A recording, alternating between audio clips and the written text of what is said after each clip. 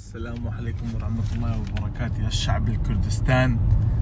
أنا السيد الرئيس جوران قاتل. وهذا دوست راس أنا ميران خاطب. هاتي مرة والله.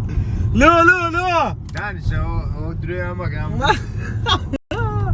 أنا وجماعة شلون أنت دريستان باشن يوم باشي سلامات يوم لك أري اللي قرروش يكون اللي قنيجي يكون إن شاء الله باش دبن بزدي يعني رمضان خوش وتكا يشتان دنيا تاو قرم دانات يا وين ما عندي ولا قوي. ورانا نعرف بدياري بو بينهم فرقانا بالإمام. ولا قوي. كاتك زور عزل ستايلي بوبا. جو شارع. اشتو خناقي ولا خناقة